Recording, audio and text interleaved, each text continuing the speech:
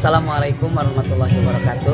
Selamat berjumpa lagi dengan saya Kamaludin, CGP Angkatan 8 tahun 2023. Pada kesempatan video kali ini saya ingin mempersembahkan hasil diseminasi budaya positif di sekolah saya. Terima kasih, selamat menyaksikan. Assalamualaikum warahmatullahi wabarakatuh. Sebelum saya menampilkan video hasil diseminasi yang telah saya laksanakan, izinkanlah saya sampaikan beberapa hal terkait pelaksanaan diseminasi di sekolah kami sehubungan dengan adanya 4 CGP. Maka kami melaksanakannya dengan membagi materi diantaranya: 1. Ibu Rani Asriani membahas teori motivasi, hukuman, dan penghargaan. 2. Kamaludin, saya sendiri, membahas 5 posisi kontrol. Yang ketiga, Ibu Mudrika membahas keyakinan kelas. Dan yang keempat, Bapak Idan Mildan membahas kebutuhan dasar dan segitiga restitusi. Adapun video materi diseminasi budaya positif tersebut akan saya tayangkan di akhir video materi diseminasi yang saya laksanakan. Demikian. Terima kasih. Bismillahirrahmanirrahim. Assalamualaikum warahmatullahi wabarakatuh. Waalaikumsalam warahmatullahi wabarakatuh. Alhamdulillahirabbil alamin wassalatu wassalamu ala asyrofil anbiya'i wal mursalin wa ala alihi washabihi ajmain. Bapak, Ibu, guru SD Pasir Jaya yang hebat dan luar biasa. Saya ucapkan terima kasih atas kesempatan waktu dan juga tempatnya, sehingga kami bisa melaksanakan diseminasi budaya positif sebagai aksi nyata dari kami calon guru penggerak yang ada di SD Pasir Jaya. Kebetulan ada 4 orang, saya sendiri, kemudian ada Ibu Rani, ada Bapak Kamaludin, dan juga Ibu Mudrika. Saya sendirinya siapa? Saya Idan Mildan. Ya, tentu Ibu sudah kenal. Ya. Apa yang akan kita bahas pada kali ini? Yang akan kita bahas kali ini berkaitan dengan materi yang ada di modul pendidikan guru penggerak. Insya Allah pada kesempatan ini kami akan berbagi dengan Bapak Ibu semuanya tentang apa yang kami dapatkan pada pendidikan guru penggerak, khususnya untuk modul 1.4, yaitu budaya positif. Budaya positif ini dibagi dalam beberapa materi, ya. Ada teori motivasi, hukuman, penghargaan, dan restitusi. Ada nanti yang kedua tentang keyakinan dan kesepakatan kelas.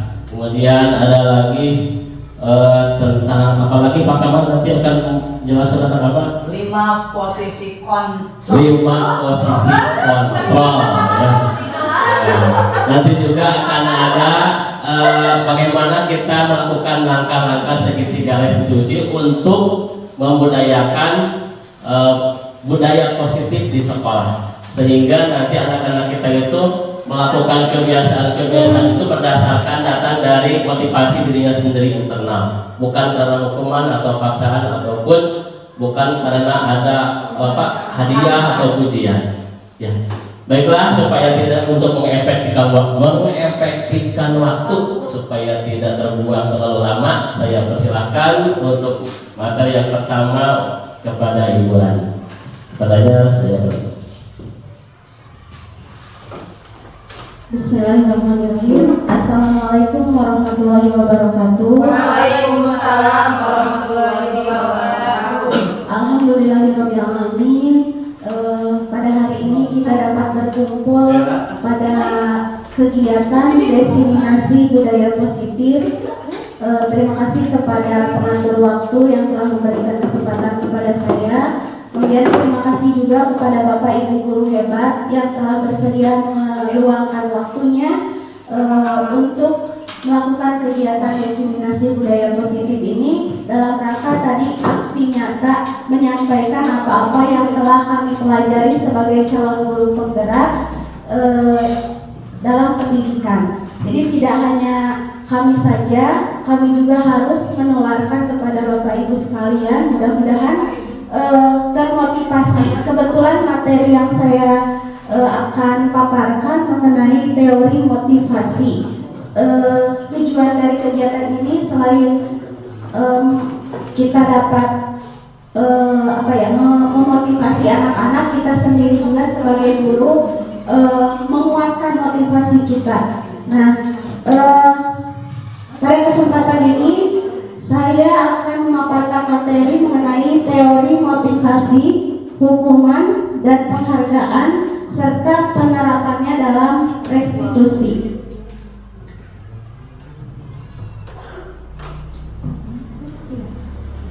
Tujuan diseminasi tadi sudah saya sampaikan sedikit, yaitu menyampaikan pembelajaran dari penerapan konsep inti dari modul budaya positif serta pemahaman kami sebagai CGP mengenai konsep-konsep inti dalam modul budaya positif. Bapak Ibu, seorang guru itu diibaratkan sebagai seorang petani yang memiliki peranan penting untuk menjadikan tanamannya tumbuh subur. Kita memastikan bahwa tanah tempat tumbuhnya tanaman adalah tanah yang cocok untuk ditanami. Jadi guru itu menurut Ki Hajar Dewantara diibaratkan sebagai seorang petani. Bagaimana seorang guru memastikan bahwa anak-anak didiknya merupakan bibit-bibit yang nantinya menjadi penerus bangsa yang bibitnya unggul, kemudian karakternya berkualitas. Nah, di sini seorang guru tadi diibaratkan seorang petani. Kemudian sekolah diibaratkan sebagai tanah tempat bercocok tanam, sehingga seorang guru perlu mengusahakan agar sekolah menjadi sebuah lingkungan yang menyenangkan, aman, nyaman untuk tumbuh, serta dapat menjaga dan melindungi setiap murid dari hal-hal yang kurang bermanfaat atau bahkan mengganggu perkembangan. Jadi guru adalah petaninya, kemudian sekolah adalah tanah yang akan kita olah. Ketika bibitnya sudah unggul, bagaimana tempat untuk menanam bibit itu menjadi tempat yang sangat cocok untuk tumbuh kembang tanaman, yaitu di dalam dunia pendidikan tentulah dari anak-anak kita yang nantinya kita persiapkan untuk bisa menghadapi masa depan. Selanjutnya, menurut Dian Gosen dalam bukunya Restructuring School Discipline menjelaskan ada 3 motivasi perilaku manusia. Bapak Ibu, ketika kita sekolahnya sudah mumpuni, bagus, kualitas anak-anaknya bagus, pendidiknya pun bagus, tinggal kita sebagai gurunya yang memiliki satu tanggung jawab, yaitu apa? Untuk membuat situasi menjadi menyenangkan. Kita sebagai guru bertanggung jawab untuk mau belajar. Ya, bismillahirrahmanirrahim. Assalamualaikum warahmatullahi wabarakatuh. Waalaikumsalam warahmatullahi. Masih semangat ibu-ibu, bapak-bapak ya. Luar biasa, terima kasih. Ternyata bapak ibu masih semangat mengikuti kegiatan diseminasi ini. Yang luar biasa tadi disampaikan oleh Bu Rani mengenai apa tadi? Motivasi, hukuman, dan penghargaan. Gitu ya. Nah, untuk di sesi kali ini saya akan sedikit memaparkan, minta mungkin selama 1 jam ya, kita kontrak waktu ya kurang lebih itu. Untuk memaparkan yang kedua ya, materi yang kedua yaitu mengenai 5 posisi kontrol ya. Itu. Namun sebelumnya ada ini ya, speaking terlebih dahulu.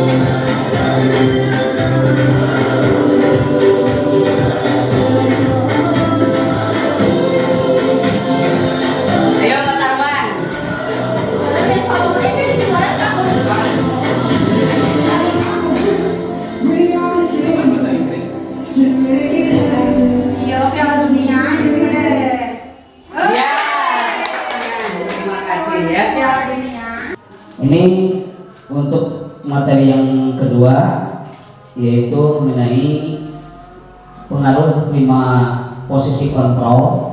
Ini sengaja ya, sengaja mengambil satu judul ini. Sebetulnya temanya mengenai budaya positif ya, mewujudkan budaya positif di sekolah.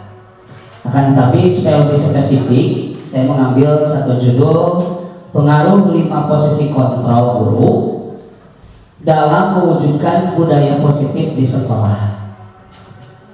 Tadi masih berkaitan erat dengan apa yang disampaikan oleh Bu Rani ya, mengenai motivasi, penghargaan, dan hukuman.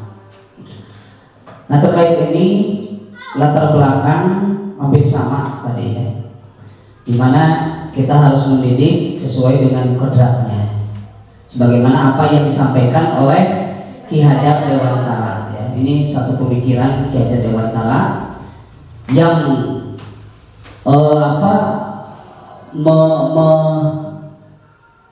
bukan mewajibkan ya, mengapa ya istilahnya ya, mensarankan gitu ya, atau apa ya istilahnya, itu untuk setelah pembelajaran itu supaya sesuai dengan kodratnya ya, baik kodrat alam maupun kodrat zaman. Nah, termasuk diantaranya yaitu bagaimana kita ya sebagai guru menjadi posisi kontrol bagi mereka dalam mewujudkan budaya positif apapun. Nah, kemudian tujuannya ini satu, memberikan pengimbasan kepada seluruh stakeholder dalam sekolah mengenai pengaruh 5 posisi kontrol guru dalam mewujudkan budaya positif di sekolah. Itu yang pertama. Yang kedua, memahami di mana posisi kontrol yang tepat dilakukan oleh seorang guru dan orang tua. Nah, ini yang paling utama ya bagi kita. Di mana nih dari 5 posisi kontrol itu, posisi guru ya dan orang tua, karena harus ada keterkaitan ya, harus ada kolerasi ya antara pendidikan di rumah, posisi kontrol di rumah, dan posisi kontrol di sekolah yang dilakukan oleh guru. Ini yang perlu kita pahami. Nah, yang selanjutnya yang ketiga yaitu menciptakan pendidikan yang berpihak pada murid. Nah, ini ya bagian dari nilai dari guru penggerak itu sendiri, yaitu berpihak pada murid. Kemudian aman, nyaman, serta menyenangkan demi terwujudnya profil pelajar Pancasila. Ini tujuan yang ketiga ya. Jadi mewujudkan bagaimana kita berusaha dengan 5 kontrol tadi ya, atau di mana posisi kita yang paling baik itu dalam mewujudkan keberpihakan pembelajaran yang keberpihakan terhadap murid. Kemudian aman, nyaman, serta menyenangkan sesuai dengan profil pelajar Pancasila. Nah, tolak ukurnya pertama, seluruh stakeholder di sekolah memiliki pemahaman mengenai 5 posisi kontrol. Posisi kontrol itu ya. Jadi kita harus paham mengenai 5 posisi kontrol supaya tidak salah memilih, salah menerapkan. Gitu. Yang kedua yaitu guru dan orang tua mengetahui di mana posisi kontrol. Selanjutnya, terwujud sekolah yang berpihak pada murid, aman, nyaman, serta menyenangkan sesuai dengan tadi ya tujuannya. Ini tolak ukurnya. Ketika keberhasilan ya, tolak ukurnya ini seperti ini, indikatornya ya. Kemudian nih, sebelum kita membahas mengenai 5 kontrol atau posisi 5 kontrol kita, coba ibu-ibu, bapak-bapak ingat ya, atau tuliskan kalau bisa dituliskan kalimat apa yang sering atau pernah diucapkan Bapak Ibu ketika di kelas atau menghadapi murid? Dalam hal apa? Belajar. Ini bebas sebetulnya ya, terutama ketika murid melakukan kesalahan. Ya, seperti itu. Ada yang mau mengungkapkan pendapat? Kira-kira seperti apa? Ya, silakan kita. Anak-anak, ketika kita sedang belajar di sekolah, ketika kalian di sekolah, jangan takut salah. Boleh berbuat salah karena kita sedang belajar. Itu saja. Terima kasih. Ada terutama Anak-anak dalam melaksanakan, dalam menjawab tugas kalian jangan takut salah. Nanti kalau yang salah juga pasti dibetulkan, makanya kalian jangan merasa takut, percaya diri saja. Ya, terima kasih. betul. Ada yang lain? Tidak ada. Ya, terima kasih untuk Pak Idan dan Pak Redi. Tadi apa yang disampaikan oleh siapa? Oleh Pak Idan dan oleh Pak Redi. Nah, kita analisis ya.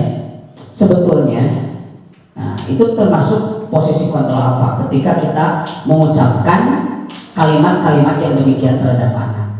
Tapi khususnya posisi kontrol terhadap anak ini adalah ya kalimat ketika diucapkan ya oleh kita ketika anak khususnya berbuat kesalahan. Itu sebetulnya.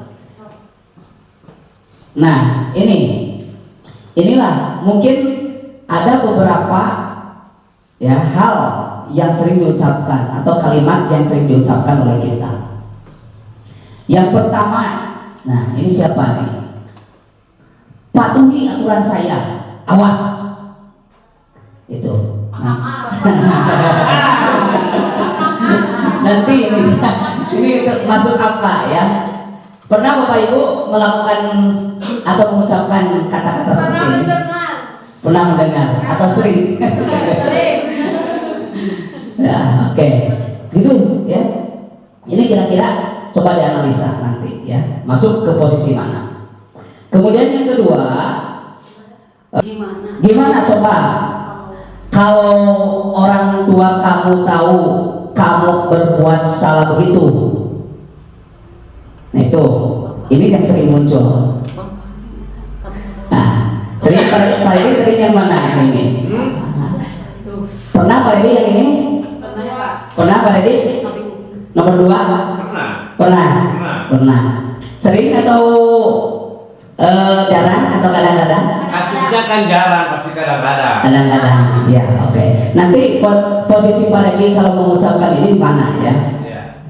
Kemudian yang ketiga, ya sudah kali ini tidak apa-apa, kali ini tidak apa-apa. Nanti Bapak bantu bereskan. Itu. Ini kalimat yang ketiga. Ini ada yang pernah mengucapkan seperti ini? Ada. Semuanya juga pernah. Pernah. Semuanya pernah. Pernah, cuma yang Cuma? tingkat keseringannya memang tidak bisa dikatakan seperti tadi ya, keseringannya seperti kan kasus yang dihadapinya juga akan berbeda-beda. Dan kita juga akan berbeda pula kepada orangnya. Iya. Ke orang ini akan seperti ini, ke orang itu akan seperti ini. Tapi yang penting pernah ya, yang penting pernah. Gitu. Meskipun ya pernah mengucapkan seperti ini. Kemudian yang keempat, ya pertanyaan yang keempat, sanksi atau konsekuensinya seperti apa? Ini pernah juga ya. Pernah. Kemudian yang kelima, apa rencana kamu untuk memperbaiki hal ini? Jarang-jarang kamu. Kosong. Jarang kamu.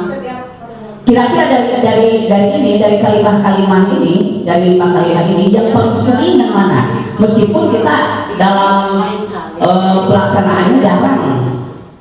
Yang pertama, Yang paling sering muncul. kita pakai patuhi aturan saya paling awas, kamu ingat. Pokoknya ada kata-kata awas, Maksudnya awas. mengancam berarti ya. Itu bagus atau tidak, nah gitu kan? Iya. Itu bagus atau tidak? Iya. aturan saya gitu. Cuman Iya. pilihan juga. Tapi ini dengan kata-kata awas ini nanti termasuk apa? Ya. Pokoknya ini ada kata-kata mengancam. Nah, ini berarti kita telah melakukan posisi kontrol sebagai apa? Ya. Tapi kalau ini awas lah konsekuensinya, ingat gitu kan. Kalau konsekuensi nanti ada lagi. Nah ini. Tapi pakai awas. Jadi awasna sebagai kata pengantar dalam ya tadi Penguat ya, penguat. peringatan. Betul. Awas lah konsekuensinya gitu. Ya.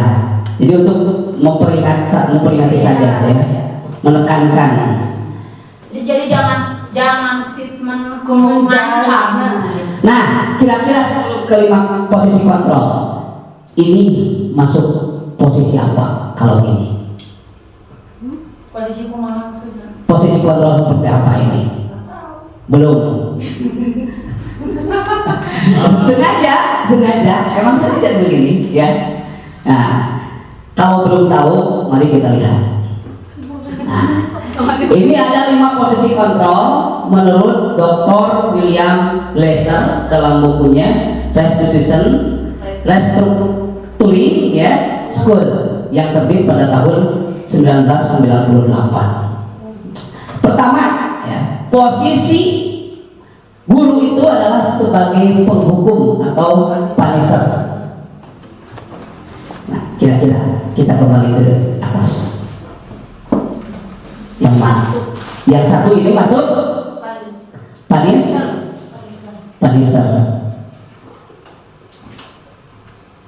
Betul ya?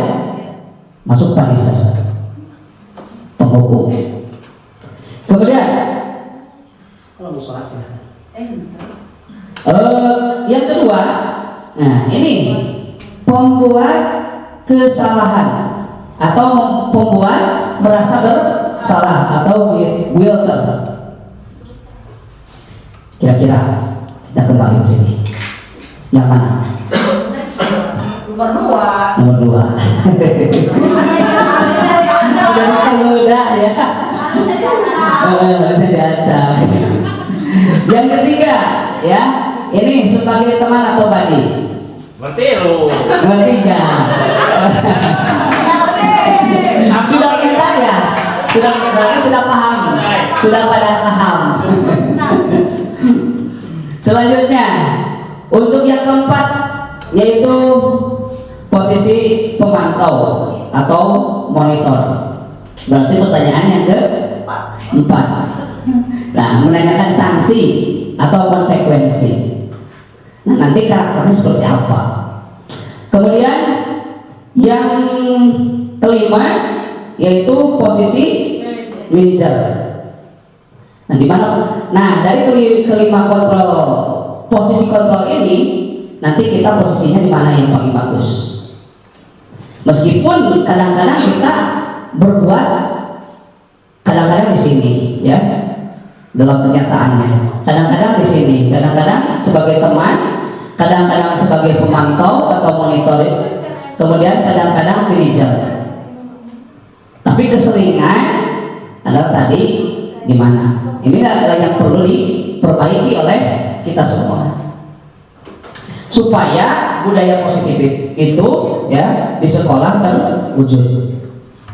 Nah, selanjutnya kita bahas satu-satu. Untuk yang pertama yaitu posisi kontrol. Posisi kontrol sebagai seorang penghukum, ya, sebagai seorang penghukum. Nah, ini biasanya seorang yang memposisikan diri sebagai posisi penghukum adalah menggunakan hukuman fisik. Tadi seperti ada yang kesiangan, hei kamu kesiangan. Kapan itu tak? Hei berani kamu kesiangan ya? Bisa 50 kali.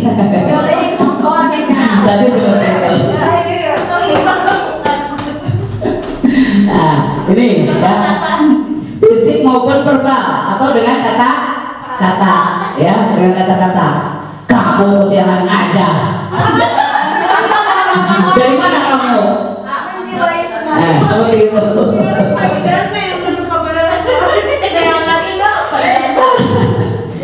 Nah, itu yang dilakukan oleh ini posisi kontrol sebagai penghukum, biasanya seperti itu. Nah, orang-orang yang menjalankan posisi penghukum senantiasa mengatakan bahwa sekolah memerlukan sistem atau alat yang dapat lebih menekankan murid-murid lebih dalam lagi. Jadi cenderung apa memaksakan kehendak dalam peraturan. Nah, biasanya ini kata-kata yang diucapkan itu, nah ini patuhi aturan saya, meskipun jarang ini dikatakan kalau aturan saya. Nah, atau awas, ya. Kalau sambil demikian kan menjilat. Cepat nariknya. Ya mah agar kami sering ada. Nah, yang kedua ini biasanya meskipun tidak demikian, ya, meskipun tidak seperti ini, ya, tidak seperti kasar seperti ini. Nah, kamu selalu saja salah. Siapa nih yang suka? Nah, itu ibu sepertinya cocok menjiwai.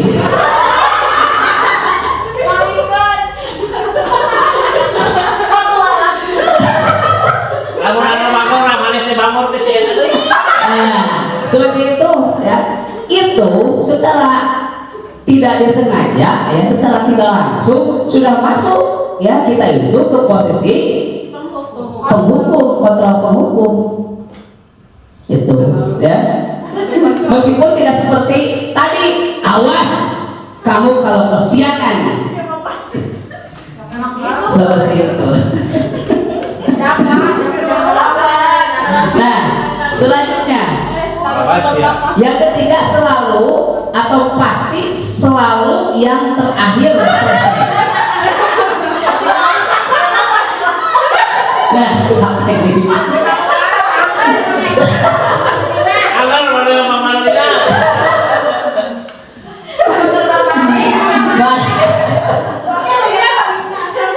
Datang ke kantornya.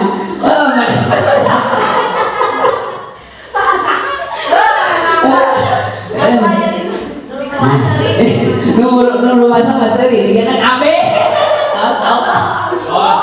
Nah, itu seperti itu ya, kalimat-kalimat yang sederhana yang kadang terucap tidak terasa oleh kita. Pastikan materi pemasaran. Sengaja. Kemudian ciri khasnya seperti apa? Ini siapa nih? Nah, nada suara tinggi. Nah, nada suara tinggi. Mata molotov. Nah, dalam bahasa tubuh. Nih, dalam bahasa tubuh ya, mata melotot. Kemudian jari menunjuk. Mana salah wae? Mana yang tidak buat Quran? Seperti itu ya. Nah, ini contoh yang tidak baik, yang tidak Perfeksionis. sebagai penghukum ya, menunjuk menghati ya. Kunaon sih mana tes kekurangan wae? Nya, kunaon tuh mana tes an panggil wae tapi kerjakeun ieu teh. Ya. Nah, seperti itu. Sambil menunjuk melorek ya. Bahkan di depan batang hidung ya, seperti itu. Jadi ciri khasnya ya, silakan ya. Apa refleksi diri saja ya. Apakah kita langsung apa duduk meja sama atau kalau di kelas kita mau penggaris sampai patah ya. Kemudian yang tadinya mau happy ketaburani atau susi ya. Sudah menyiapkan es breaking.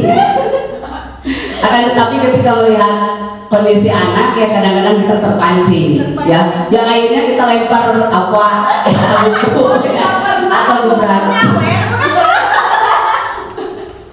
Begitu. Anaknya nyiapkan es breaking. speakingnya. Nah, seperti itu ya. Akhirnya kita terjebak dalam posisi penghukum. Nah, itu yang pertama. Nah, apa konsekuensi logisnya? Ya, ketika kita melakukan atau berada di posisi kontrol sebagai penghukum. Nah, sebetulnya ada yang mengungkapkan pendapat.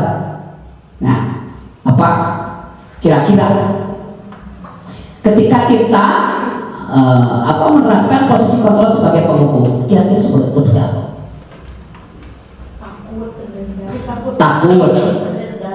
Takut ya. Kemudian pendendam, apalagi muru, betul itu ya. Nah, kita lihat apakah betul. Nah, ini ya kemungkinan yang biasa anak lakukan ya ketika kita melakukan atau mendisposisikan kita sebagai posisi kontrol penghukum.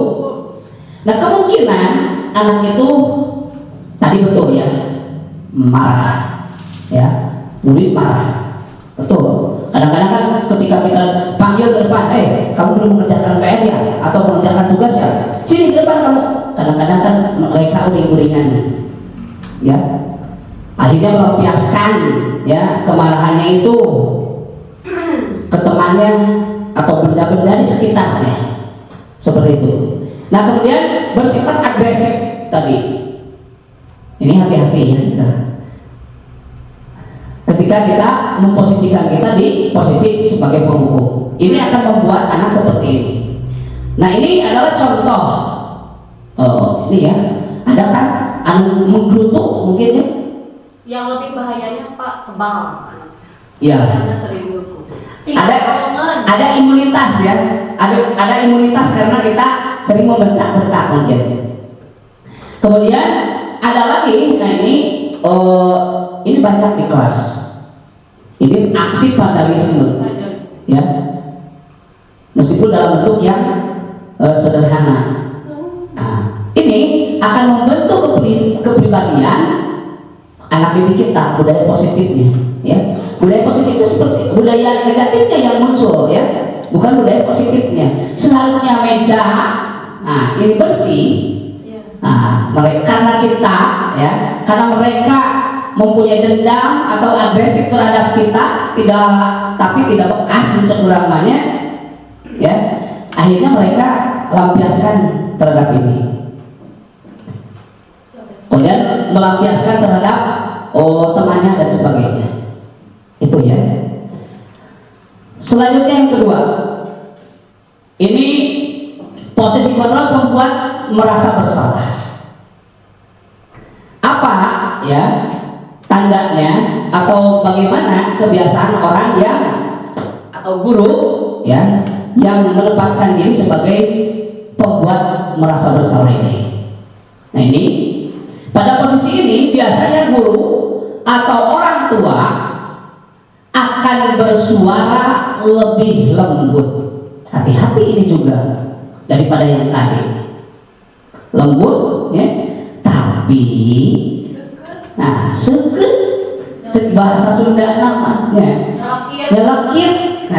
Nah ini pembuat rasa bersalah akan menggunakan keheningan yang membuat orang lain merasa tidak nyaman atau bersalah atau rendah diri, ya.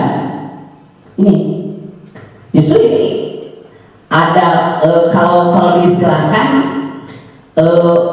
kalau yang lebih ekstrim itu dikatakan sebagai pembunuh berdarah dingin ini ya. Sepertinya seperti itu.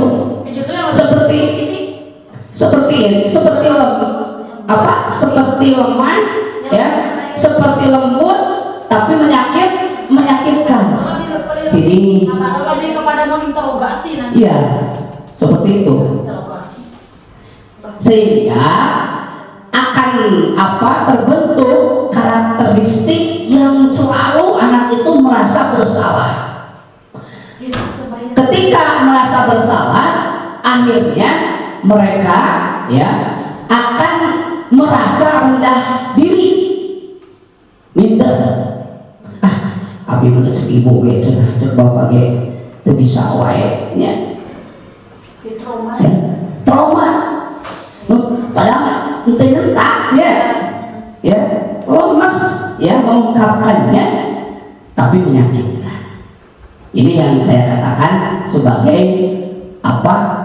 Pembunuh berdarah dingin, pembunuh karakter dalam hal ini ya, seperti itu. Nah ini contoh kalimatnya ya, yang biasa muncul. Bapak sangat kecewa sekali dengan kamu. Dipanggilnya ke kantor ke orang, kamu katanya tadi malah ya ke orang lain atau meminta uang dengan paksa ke orang lain. Bapak mah kecewa kak kamu teh, ya seperti itu.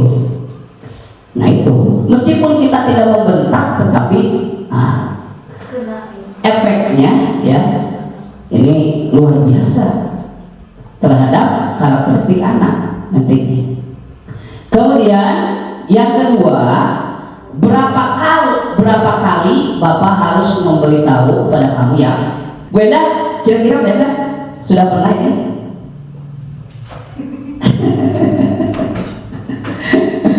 Tertawa tanda Rasa. pernah ya, semuanya juga pernah. Apalagi mungkin dengan kondisi kita yang sedang pusing ya dan sebagainya, ketika ada anak yang menanyakan ai maneh tadi dijelaskan naon we atuh dengekeun bisa barangkali Itu. Bu Yani kumaha tah?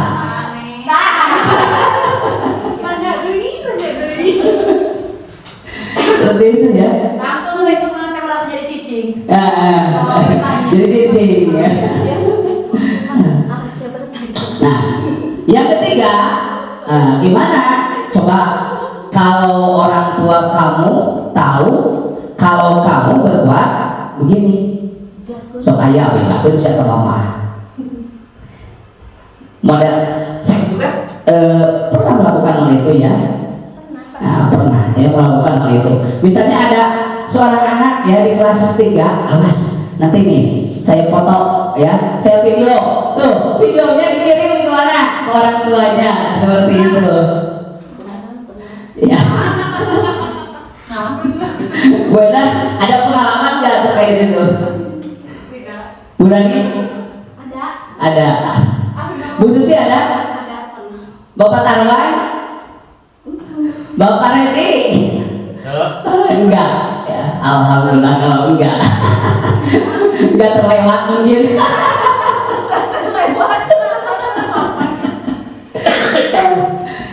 Emang enggak, karena emang enggak respect. Aja. Bu Hanan? Mana? Yang ini? Pernah sih kalau nyampe-nyampein orang tua, masa nggak pernah. Pokoknya ini ada kata-kata seperti ini. Menurut ibu susah tidak langsung. Enggak. Cuma ke dirinya aja gitu sering. Iya, cuma enggak kalau nyamperin ke orang lain enggak sih. Paling yang masalah lagi ini sampai menakut-nakuti. Menakut gitu ya tuh. Jangan kalau mau mana? Gitu. Dan sebagainya. Oke, itu aja lah ya. Kemudian, nah, apa ciri khasnya dari orang yang di posisi pembuat merasa bersalah? Ini biasanya seperti ini. Satu, ya. Nah, nada suara memelas. Pernah memelas? Memelas. Oh. Kemudian halus, ya, sedih, bahasa tubuh merapat pada anak, lesu, nah, itu. Itu dua. Ya, yang Ini pokoknya gitu, seperti ingin dikasihani oleh anak, ya, memelas, halus bahasanya.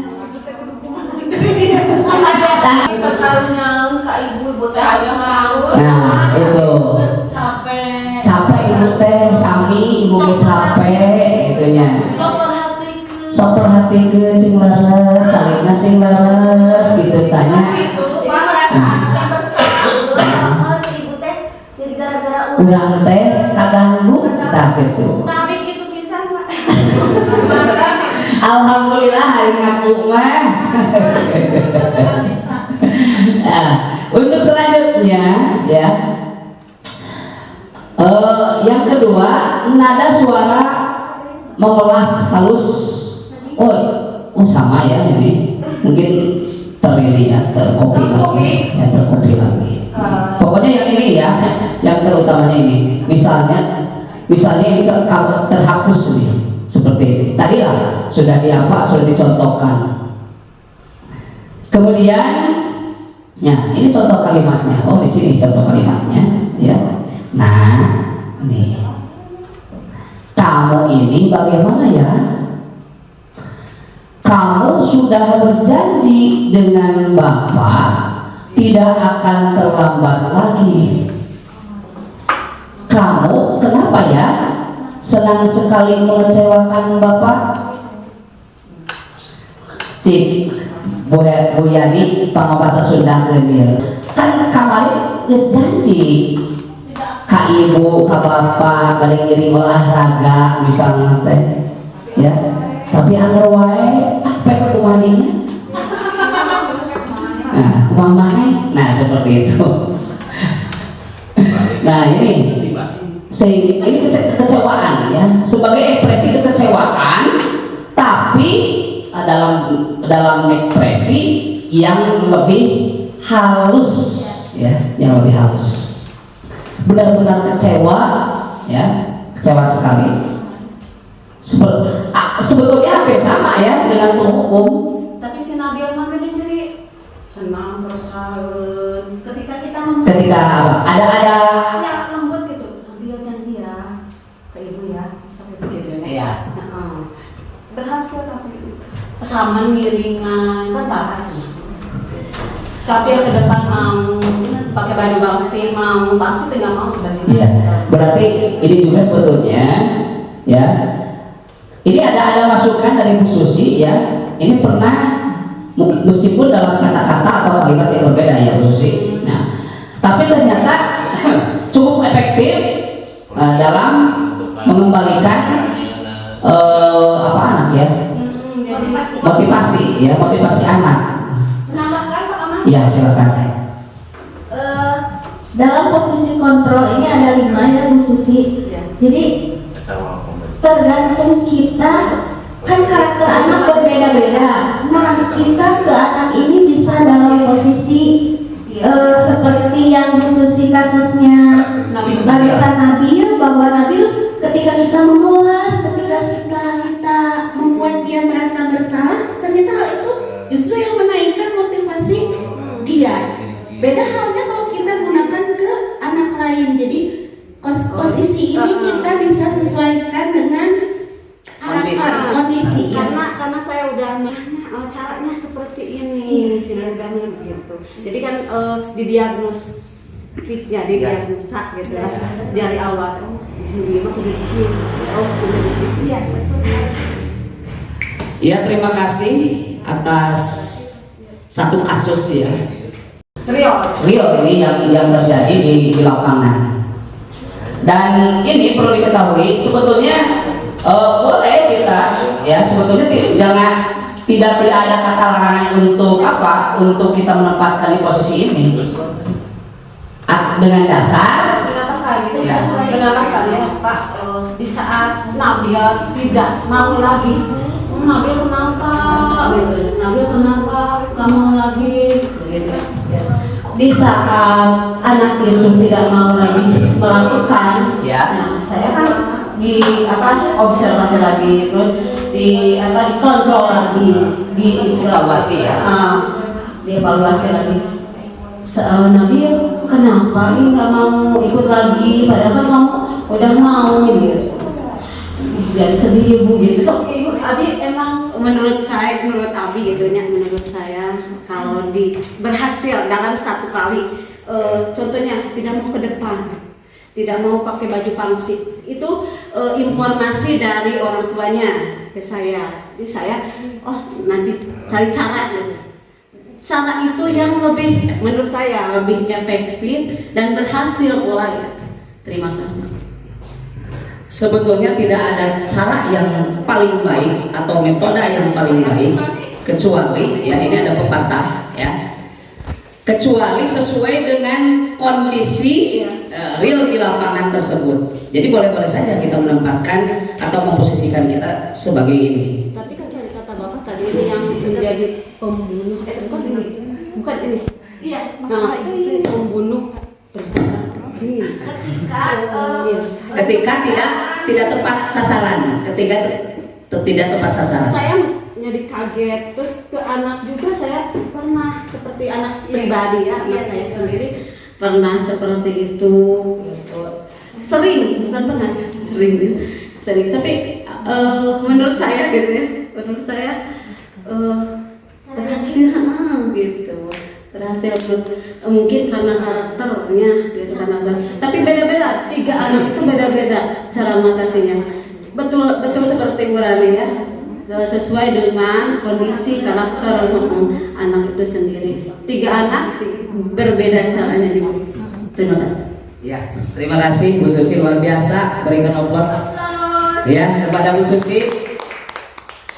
Nah, ini sebetulnya sekali lagi tidak ada yang salah. Ini masalah pilihan. Sekali lagi tidak ada yang lebih efektif ya metode itu. Nah, karena dengan syarat ya metode atau apapun namanya itu sesuai dengan karakteristik dan kondisi di mana kita melaksanakan metode tersebut ya. Itu ya, boleh-boleh saja. Selama itu baik, selama itu berhasil. Nah, untuk kebaikan. Atau barangkali ini mungkin posisi tadi ya Bu Susi bukan cuma menempatkan posisi kontrol sebagai merasa bersalah saja. Justru nanti mungkin ada yang ketiganya ya, mungkin ya tuh ini. Tapi kebanyakan perkataan atau kata-katanya kan tadi nggak seperti ini ya, nggak ada mengecewakan. Paling sedih, jadi sedih, Oh gitu. sedih. Ada tapi tidak menekan ya. Tidak gamblang kecewa. Iya. Ibu kecewa sama kamu gitu, kan seperti itu. Tapi ibu jadi sedih gitu. Kan waktu Nabil mau saman gitu. Ya, cenah abi mama ya wewul sawereun tanya mama nate. Moal cenah jika datang cenah mutara miringan cenah Nabil mah. Oh iya siaplah Bu, abi dibantos gitu. Ya. Tapi treatmentnya ke Nabil ini. Iya, treatmentnya ini. Ya luar biasa ibu-ibu, boleh kita coba ya. Ini pilihan sekali lagi, bukan hal yang pasti, hal yang mutlak kok. Ya kaget sih abi. Jadi paham Bu Susi ketika mengetahui ini. Jadi Ternyata yang saya lakukan salah. Salah ya. Nah untuk kondisi seperti ini tapi Bu Susi tidak jangan menjadi Bu Susi jadi saya salah saya enggak, tapi kita sesuaikan dengan Karakteristik ya. Ya tapi kan pada kenyataannya saya berhasil gitu. Ya sejauh Bu Susi berhasil berarti itu ada cara bagaimana Bu Susi membuat suatu ketidaklurusan jadi benar gitu meskipun dengan cara yang dinilai sedikit kurang tepat mungkin, bukan salah ya, sedikit kurang tepat mungkin. Selanjutnya, ini konsekuensinya seperti apa? Ya, konsekuensi ketika kita ya menerapkan peran kontrol pembuat bersalah. Nah, ini murid akan merasa menjadi orang yang gagal. Ini yang tidak diharapkan. Ketika kita membuat merasa bersalah kepada murid, sehingga mereka menjadi putus asa. Tadi kemudian rendah diri di hadapan orang lain, apalagi ngobrolnya mungkin di kelas, ya meskipun meskipun dipanggil ke kelas, di kelas ke depan, ya. Tapi kan nggak tahu orang lain. Gitu ya. Apalagi seperti itu, ya. Selanjutnya ini merasa gagal, tidak sanggup membahagiakan orang lain. Jadi udahlah, saya mah geus moal bisa, ya, seperti itu. Jadi ada perasaan yang bersalah, perasaan yang yang mengganjal dalam hatinya, dalam dirinya, seperti itu. Konsekuensi ketika kita melaksanakan peran sebagai kontrol pembuat merasa bersalah. Nah, ini saya kira ini ada satu contoh, ya. Anak itu akan seolah-olah dikejar oleh merasa bersalah, merasa berdosa, sehingga ada dalam hatinya itu yang mengganjal, yang tidak sempurna dalam diri mereka, yang akhirnya anak akan kurang semangat, akan lemah, ya, kemudian akan minder atau rendah diri. Dan nanti ini yang lebih celakanya adalah punya rasa dendam tapi tidak tersalurkan, ya, tidak tersalurkan, ya, dendamnya itu, sehingga melampiaskan ke hal-hal yang lain. Dia tidak bersemangat, tidak mau sekolah dan sebagainya. Nah itu, ya. Ayo kita naik ke sekolah.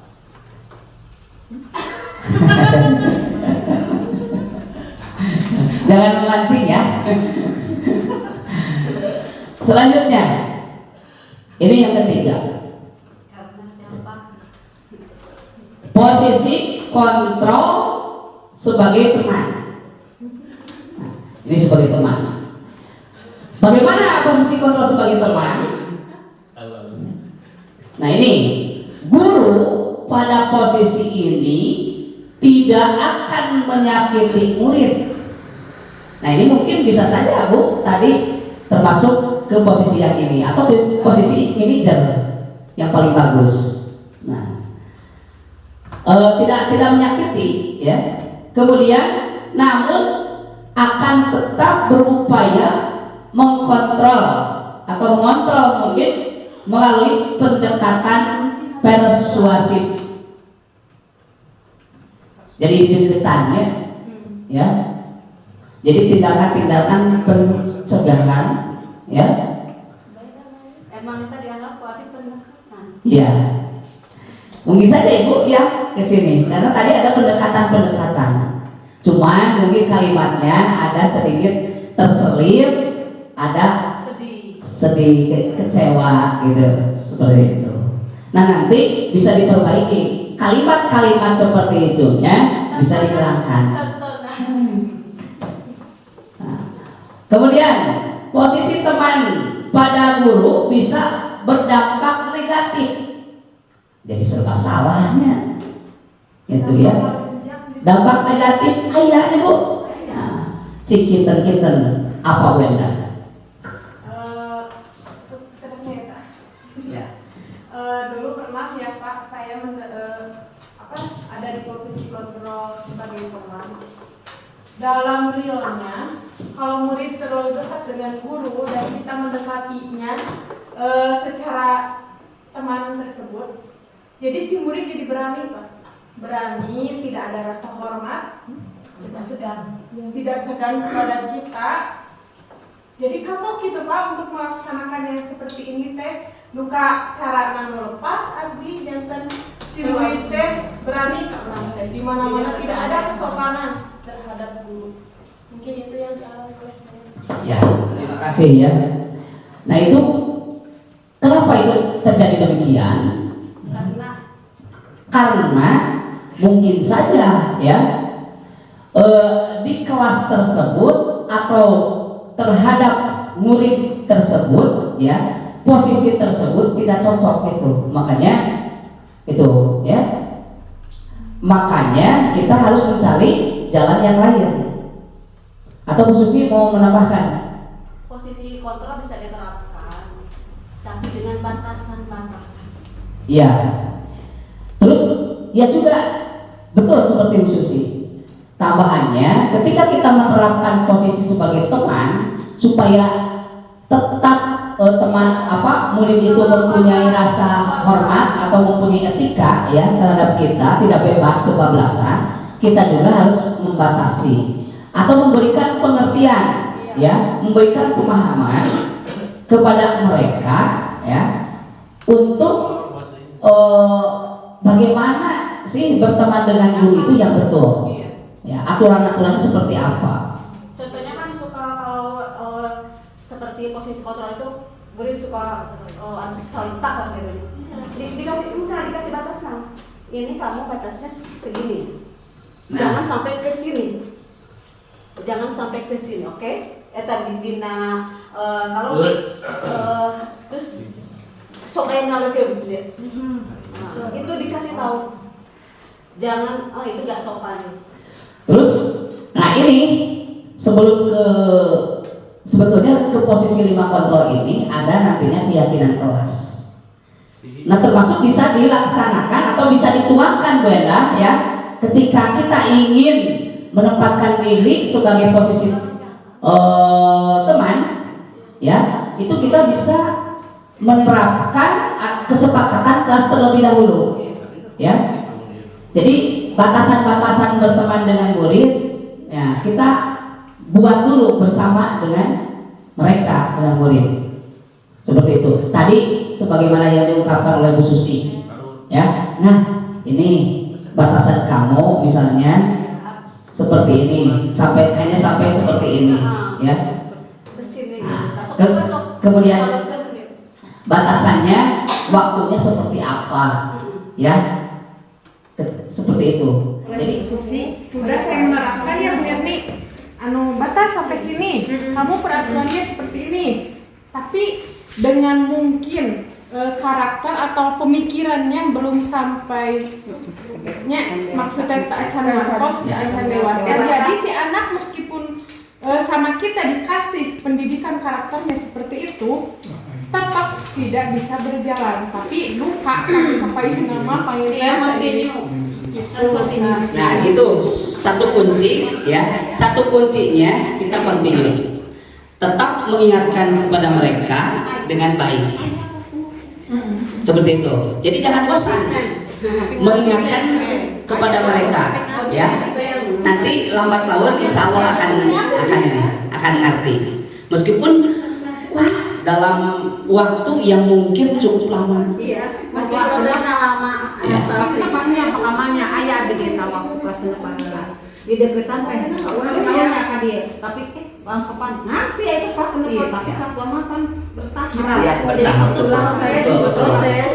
Betul. Sebenarnya itu Bapak, bahwa anak itu tidak mengetahui bahwa kita di posisi kontrol sebagai karena kita merangkul mereka, oh ternyata si ibu begini, padahal orang nggak bisa tahu kalau kita ada di teman, mengajak dia teman, dia nggak tahu. Jadi itulah yang muncul negatif calon saya karena mereka merasa kita sendiri dirangkul. Nah kuncinya pertama ya kesabaran, keikhlasan, kemudian continue. Soal berhasil langsung atau tidak langsung ya nanti akan terasa. Mungkin ketika di kelas 1 atau kelas 2 ini belum berdampak, Tapi mungkin nanti kelas 3 berdampak di jenjang berikutnya ketika emosional mereka, ketika pemikiran mereka dan perkembangan mereka, psikologis mereka meningkat. Seperti itu. Tidak instan gitu. Tidak instan. Ada Langsung yaitu tentang motivasi dan Iya. kebutuhan. Ketika anak melakukan sesuatu itu, baik itu apapun ya, mau kenakalan ataupun julid, bertindak tidak sopan, pasti ada latar belakang. Ini hubungannya dengan kebutuhan dasar manusia, ya akan dijelaskan nanti.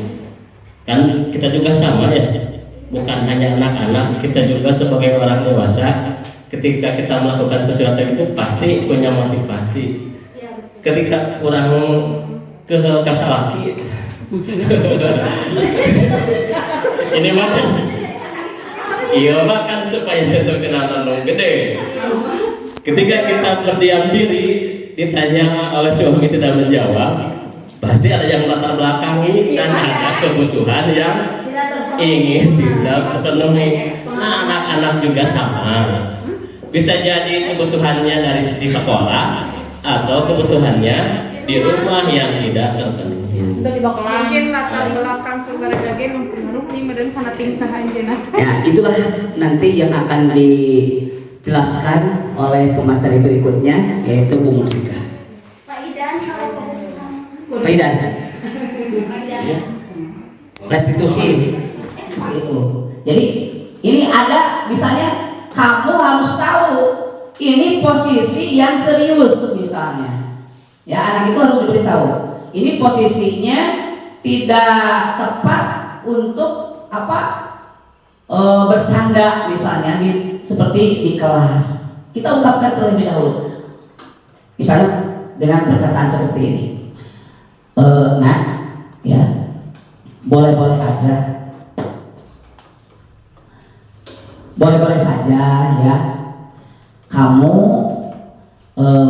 dekat dengan ibu senang sekali ya, misalnya seperti itu. Nah, tapi ketika ibu sedang menerangkan, tolong ya, dengarkan ibu ya, minta pengertiannya gitu ya. Nanti boleh kok gitu ya, kita main. Nah, setelah di waktu istirahat atau di waktu senggang. Nah, seperti itu. Atau ada yang lain? kadangnya Pak kelas bawah mah tidak, maksudnya tidak mengetahui bagaimana tidak mengetahui karakter posisi lagi serius atau tidaknya. Jadi seperti yang menempatkan pada kelas atas kan kelas itu yang begini. Jadi kadang bisa masuk. Ya, silakan.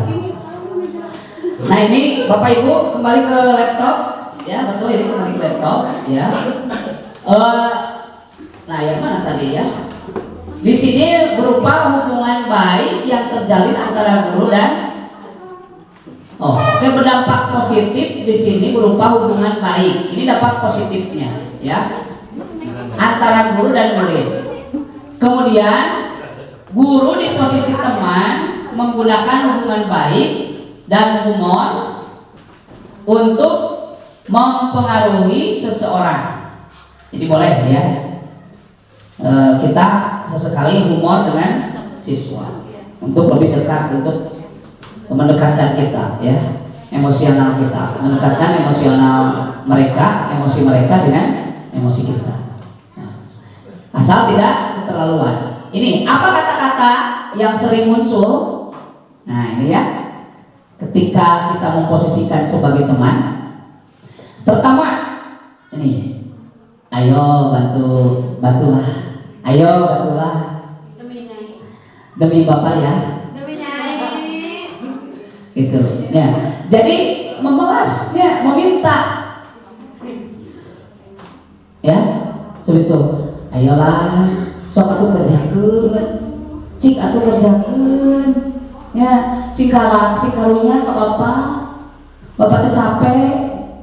Itu kan, seperti itu. Itu kan kadang kan ketika kita sedang ini tidak terasa mengucapkan demikian ya.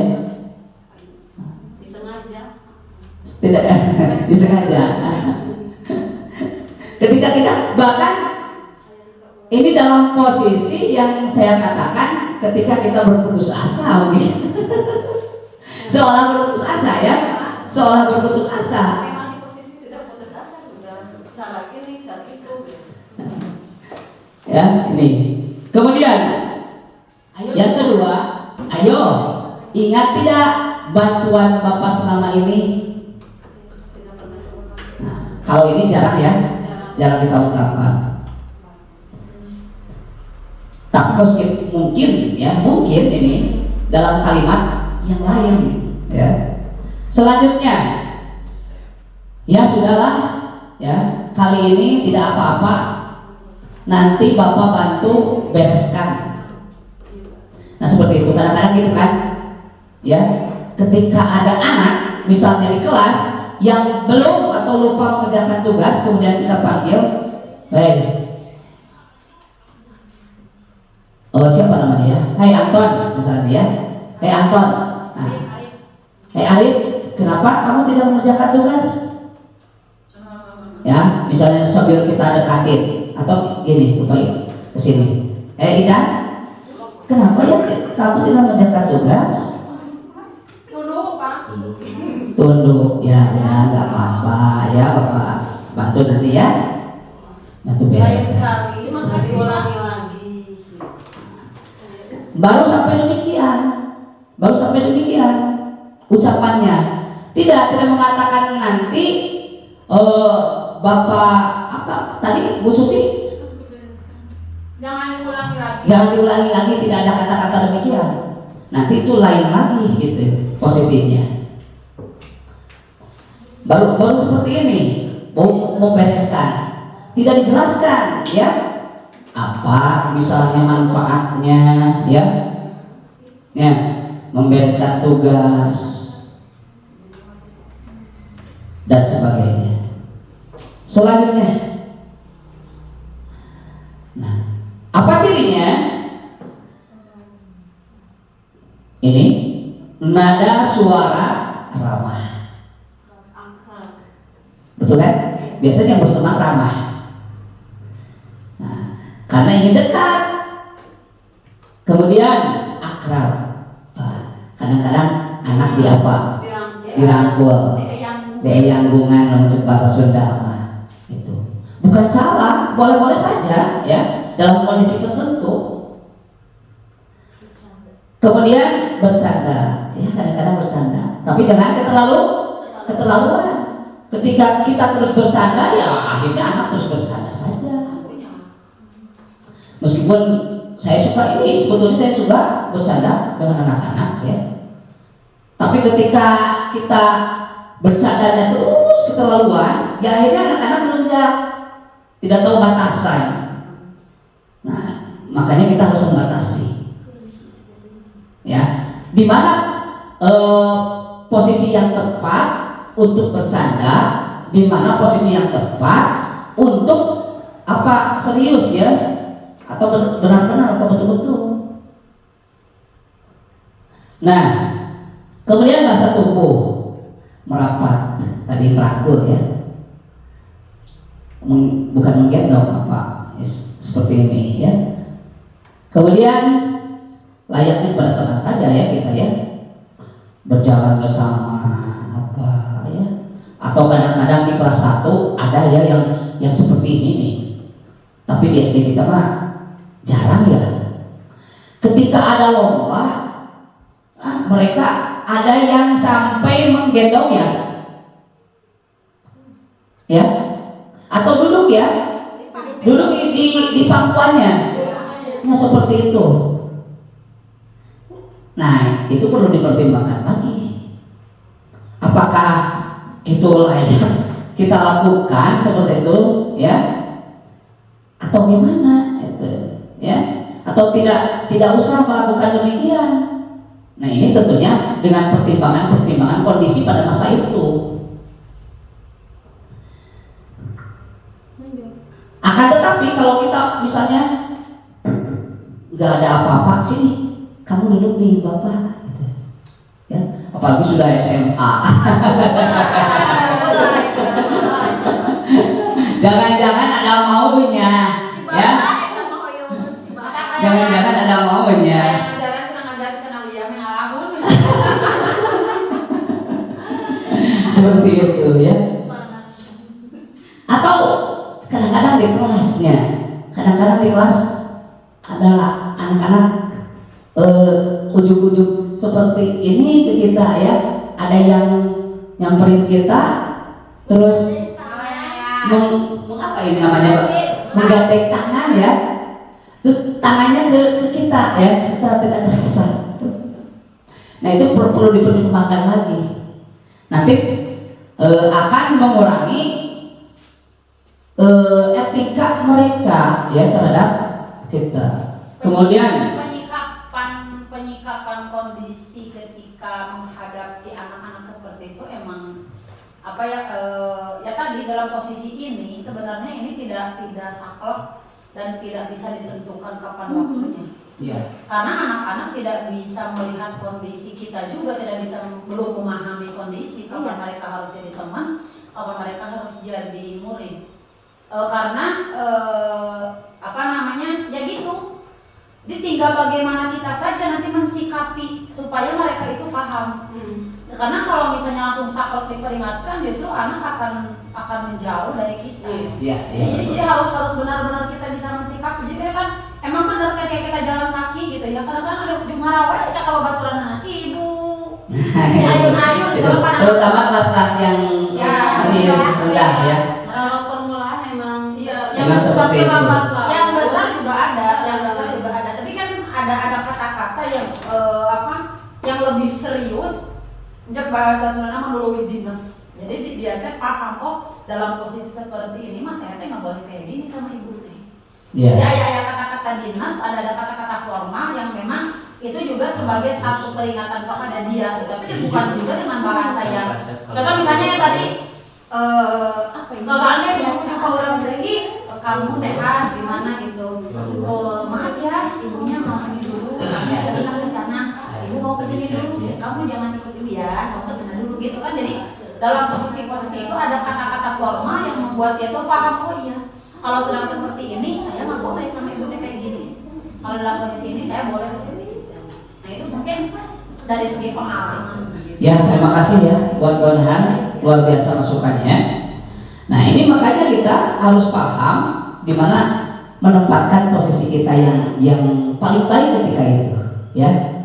Nah kalau berbicara anak ya mereka tidak akan paham gitu. Makanya kita yang harus paham gurunya gitu. Selanjutnya mata, ya ini posisi mata, kemudian senyum jenaka. Ini senyum jenaka, boleh kan? Kemudian, nah ini misalnya, nah, ayolah, bagaimana sih kamu? Kemarin kamu sudah janji ke bapak, bukan? Kenapa terlambat lagi? Gitu. Seperti itu ya. Ini pembahasannya apalagi istirahat, lagi santai ya. Pokoknya bahasa-bahasa yang santai. Nah, ketika kita sedang bersama mereka, disampaikannya seperti itu. seperti kedabnya kan seperti itu. Berarti ada di posisi teman, tuh kan? Jadi tahu. Berarti tadi bukan pembuat bersalah. Nah, atau bahkan nanti mungkin masuk ke manajer yang lebih jauh, ya, yang lebih tepat. Nah, kemudian karena tadi ada kata-kata yang lain selain itu. janji kan. Mungkin saja itu di permulaan, Bu. Ya, di permulaan ibu melakukan bimbingan ya terhadap Nabil.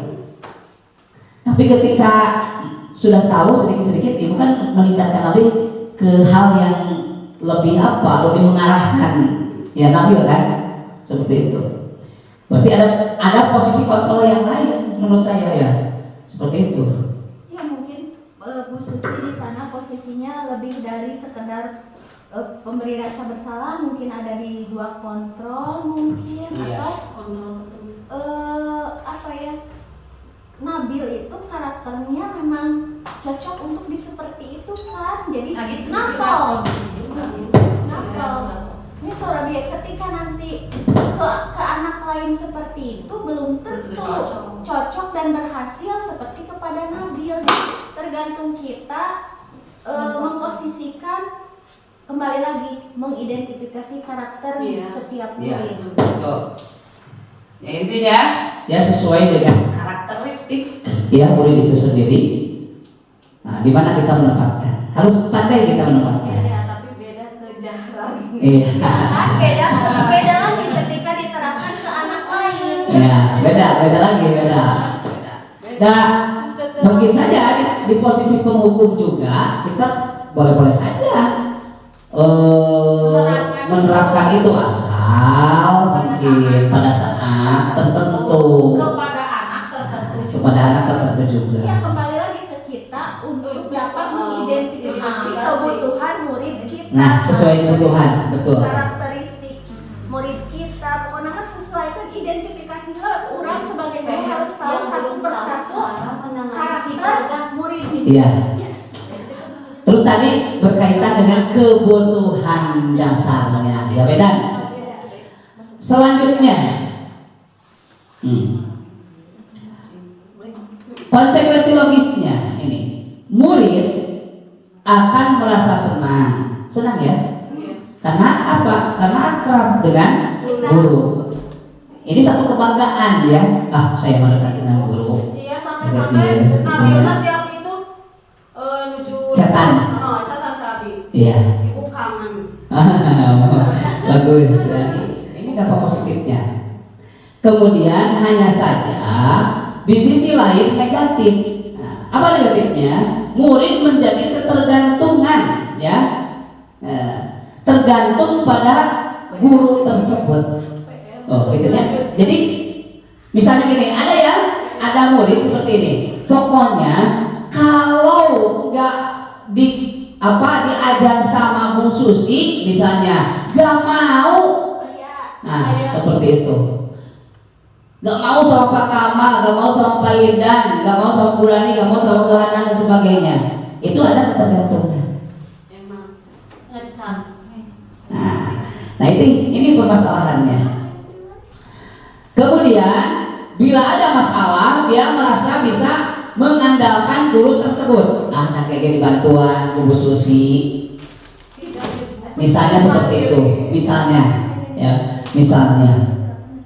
Kadang-kadang kan ada kan, kadang-kadang ada seperti itu.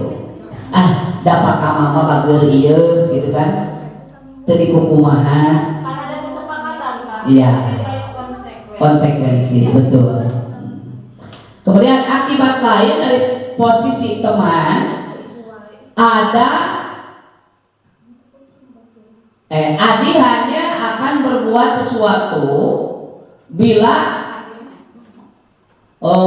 yang menyuruh adalah guru tersebut tuh, ya.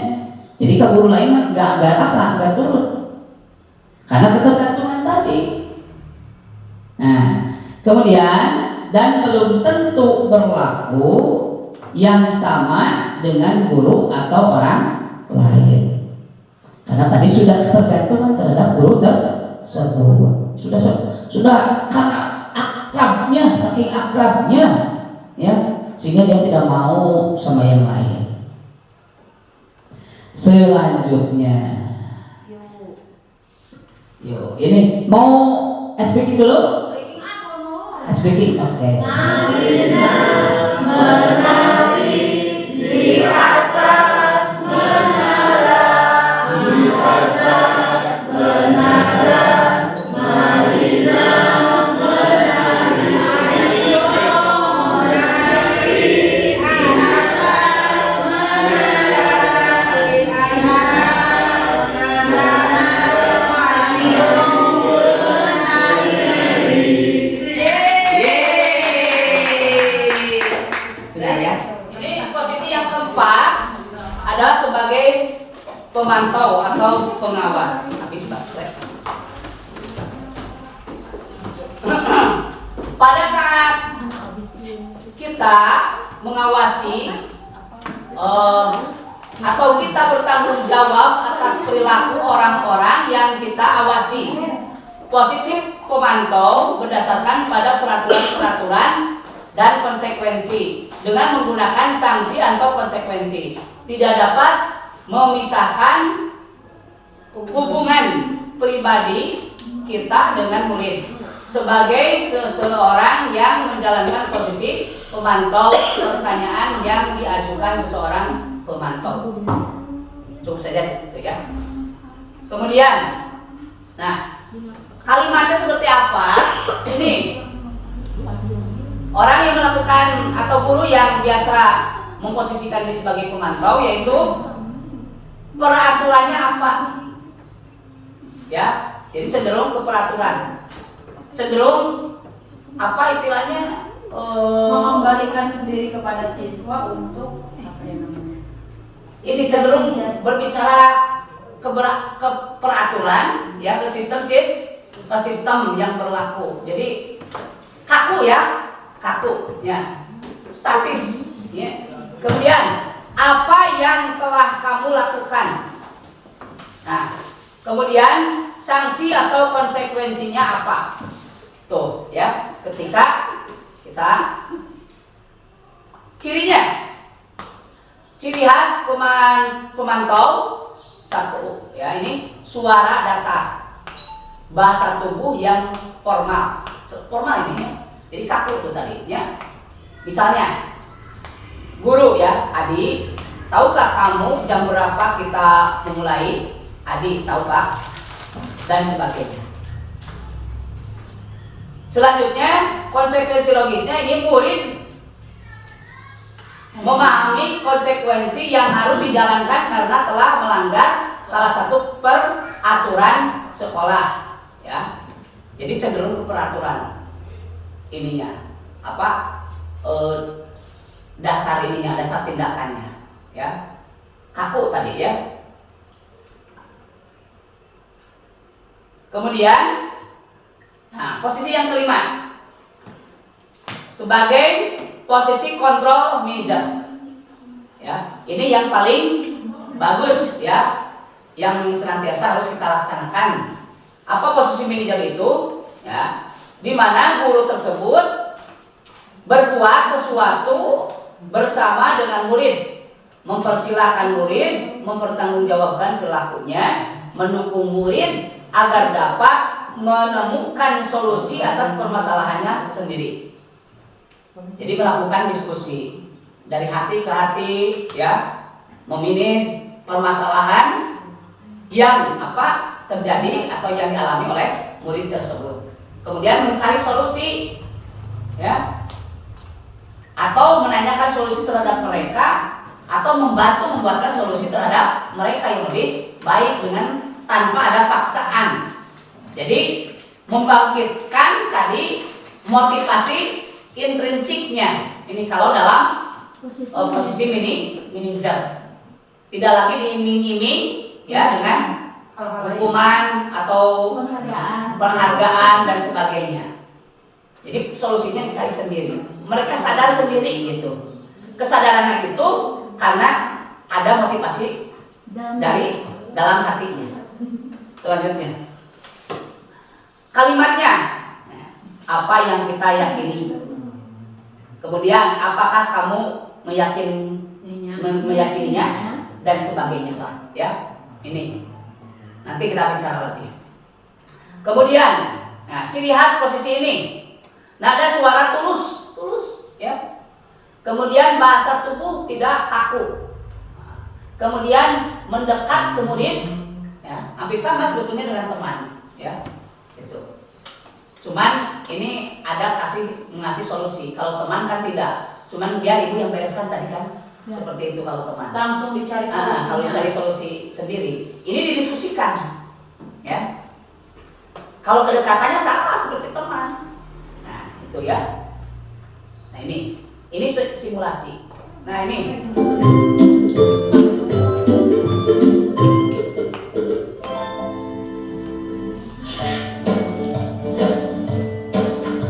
Contoh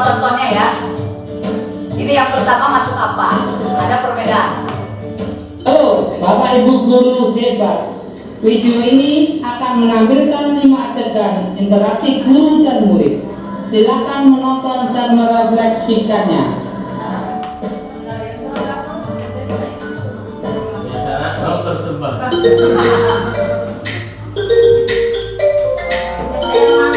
Pagi anak-anak, silakan PR yang kemarin ibu Nah, berikan ini akan kata dibaca. Bapak. Anton, kamu sudah mengerjakan belum? Belum mengerjakan saya Bu. Kamu selalu ya nggak ngerjain PR. Sekarang kamu duduk di depan, lalu tulis. Saya berjanji tidak akan mengulangi lagi. Saya berjanji akan berusaha menjadi murid yang rajin belajar sampai pelajaran saya selesai. Tunggu ya. Pagi anak-anak, hari ini ada tugas ya. Nah, ini sebagai posisi baru apa? Anton, kamu sudah mengerjakan? Belum Pak. Kamu nggak ngerjain tugas ya? Kamu mau jadi apa nanti? Kamu lihat sekolah ya sih? Coba Sering gitu ya. bayangkan orang tuamu betapa kecewanya sama kamu. Kamu itu sudah kelas 5. Harusnya bertanggung jawab sama dirimu Ini sendiri. kuncinya Bu. Membuat merasa bersalah. Maaf Bu, saya terlambat. Ya udah, nanti jangan diulangi lagi ya. Kalau kamu rajin, ibu senang lihatnya. Ya, Teman lain kali tepat waktu ya masuknya. Tas dulu dong. tos Ya, tenang. Gitu kan? Ada pendekatan. Jadi kalau aku terlambat lagi, apa ya? Akhirnya gitu kan dampak negatifnya. Kamu kok nggak pakai baju olahraga? Ini Bu Yani ya. Kamu sudah 3 kali loh nggak ikut olahraga bulan ini. Pak, udah 3 kali berarti saya dapat sanksi Pak.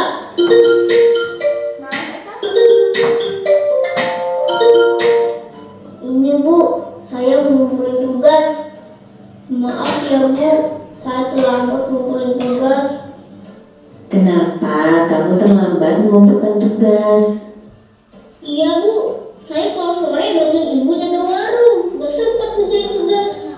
Kira-kira nih, apa yang bisa kamu perbaiki supaya kamu bisa mengerjakan tugas tepat waktu?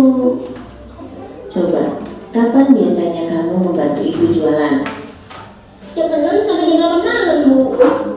Nah, ini posisi Bagaimana kalau kamu Ini membantu jangan ada jualan? solusi ya. Kapan kamu akan mengerjakan tugas?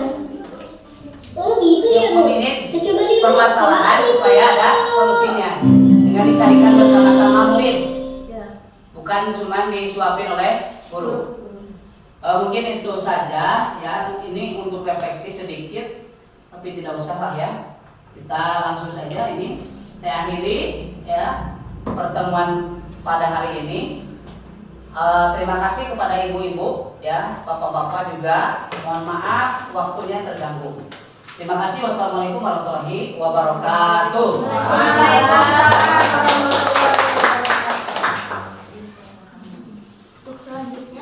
Bismillahirrahmanirrahim. Assalamualaikum warahmatullahi wabarakatuh. Alhamdulillahirrahmanirrahim. Wa bihi nasta'inu ala umuri dunya wa din wa ala alihi wa sahbihi ajma'in. Amma ba'du. Bapak Ibu yang saya hormati, pertama-tama marilah kita panjatkan puja dan puji kehadirat Allahul Rabbi, karena pada kesempatan ini kita dapat berkumpul dalam rangka diseminasi guru penggerak angkatan 8 dengan judul rancangan tindakan aksi nyata mewujudkan budaya positif melalui keyakinan kelas. Setelah pertemuan yang lalu kita telah menampilkan 2 orang guru penggerak, yaitu Bapak Kamaludin dan Ibu Rani. Pada hari ini yang akan tampil di sini memaparkan materinya yaitu Ibu Merdeka. Ya. Untuk mengefektifkan waktu supaya tidak terlalu lama, saya persilahkan kepada Ibu Merdeka untuk menyampaikan diseminasinya. Bismillahirrahmanirrahim. Assalamualaikum warahmatullahi wabarakatuh.